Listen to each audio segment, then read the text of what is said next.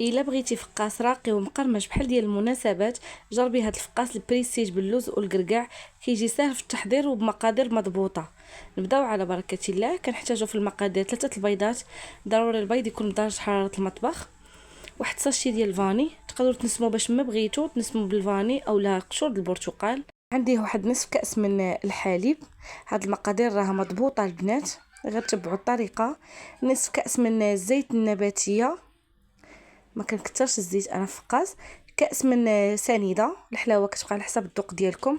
عندي هنا تقريبا نصف كاس من الزبده اللي ذوبتها، واحد المعلقه ونص حتى لجوج المعالق من ماء الزهر، تقدروا تعوضوا بنكهه الزهر الا متوفرش لكم ماء الزهر. معلقه صغيره ديال الملح، ومعلقه صغيره ديال القرفه، ومعلقه صغيره ديال السكنجبير اللي كيجي زوين في هذا الفقاس وكيعطي واحد النسمه رائعه.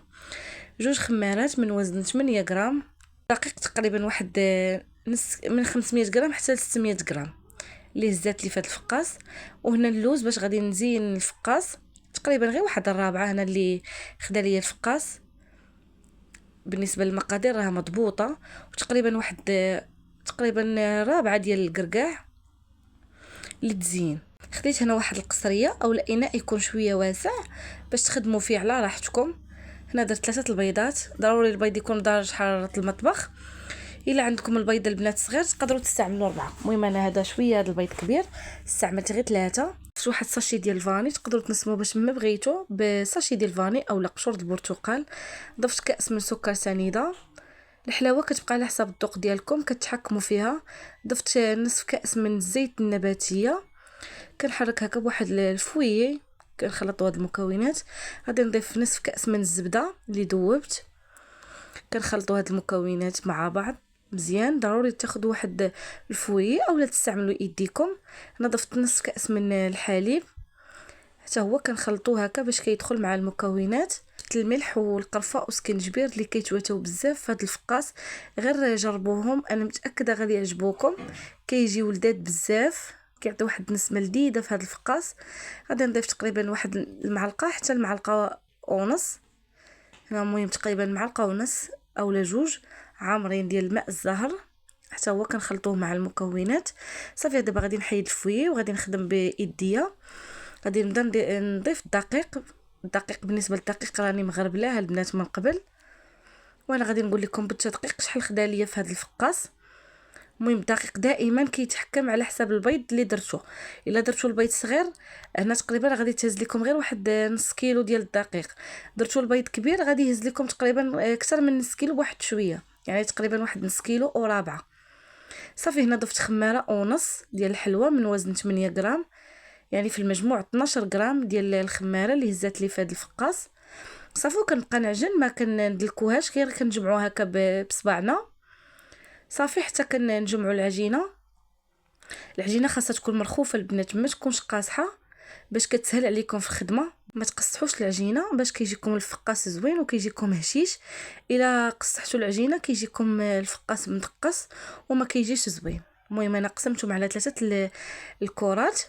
كناخذ الكره الاولى نطلق فيها هكا بالمدلك، ضروري تطلقوها هكا بالمدلك اولا بيديكم. المهم خاصها يجي هذا الفقاس شويه رقيق، المهم بين وبين ما يجيش رقيق وما يجيش غليظ ثاني. هنا خديت واحد البيضه كامله، ضفت لها واحد المعلقه صغيره من القهوه سريعه الذوبان، هما باش كندهنوا هذا الفقاس. صافي كندهن واحد شويه في الوسط وكنضيف دابا هي الكركاع كيف ما كتشوفوا على هذا الشكل. صافي كنبقى نستف الكركاع على هذا الشكل كيف ما كتشوفوا معايا. غادي نضيف ايضا اللوز حتى هو كنبقى نستف فيه هنا كندهن واحد شويه ديال البيض ونسكافيه فوق الكركاع، حتى هو كندهنوه بالبيض ونسكافيه. ضروري تدهنوا الكركاع واللوز. صافي كنبقى هكا نحربل في الفقاس ديالي على شكل بوده كيف ما كتشوفوا معايا، وانا كنقاد بيدي من الجناب ضروري باش ما يبقاش لكم الكركاع واللوز خارج في العجينه، باش ملي كتكونوا كطيبوا فيه ما يتشققش لكم. ضروري خاص الفقاس اولا البودان يكون مغطي بالعجينه، ما تكون حتى شي كركاع اولا اللوز خارجه من العجينه. هذا هو من نجاح الفقاس. انا غادي نعاود معكم واحده اخرى وليني غنزرب لا فيديو. انا خديت الكويره الثانيه طلقتها هكا بالمدلك وكندهن بالبيض ونسكافيه كندهنو مزيان باش كيلصق لينا الكركاع واللوز.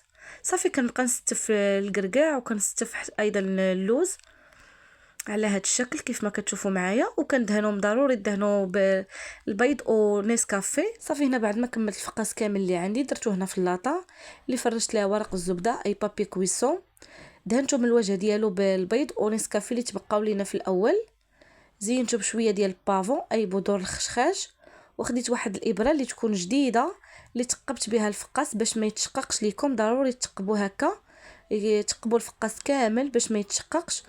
وبالنسبه للطياب ديالو البنات الفران يكون بارد ماشي سخون، اكد على الفران يكون بارد ماشي سخون باش ما يتفرتش او لا يتشقق ليكم.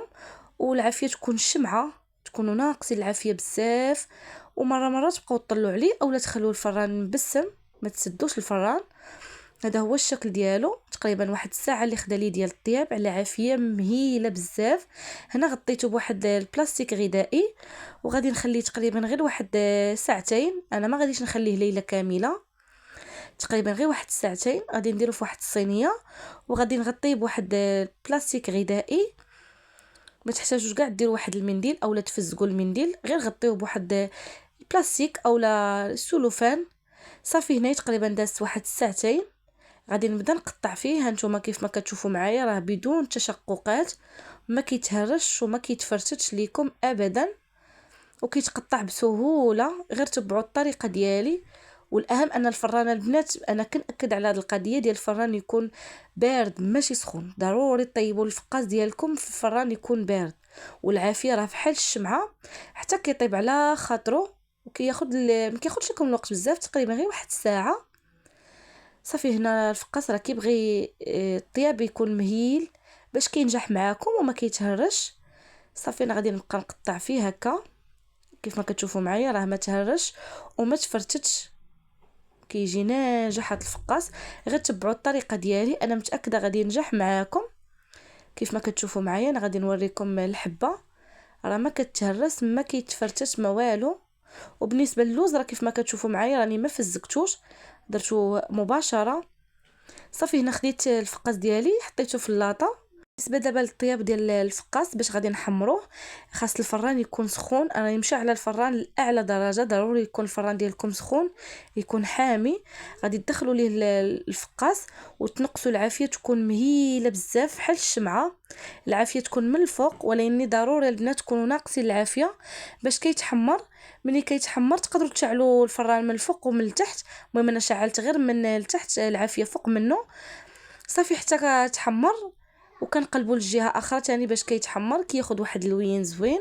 البنات الفقاس كيبغي شويه الخاطر باش كيجي زوين وكتجي النتيجه زوينه باش كياخذ واحد اللوين زوين ومذهب. وهذا هو الشكل النهائي ديال الفقاس البريستيج باللوز والكركاع اللي كيجي اكثر من رائع، كيجي لذيذ بزاف، والاهم انه ناجح. حتى بالنسبه للمبتدئات لاول مره غادي تحضر الفقاس غير تبعي الطريقه ديالي انا متاكده غادي ينجح معاك. كيف ما شفتوا معايا راه ما تهرستش فيه ولا حبه، ما تهرستش في هذا الفقاس. اللهم اديمها نعمه واحفظها من الزوال. كنتمنى لا فيديو ديال اليوم ينال اعجابكم، وما تنسوش تشاركوا مع العائلات ديالكم، ونشوفكم فيديو الجاي ان شاء الله. بسلامه عليكم.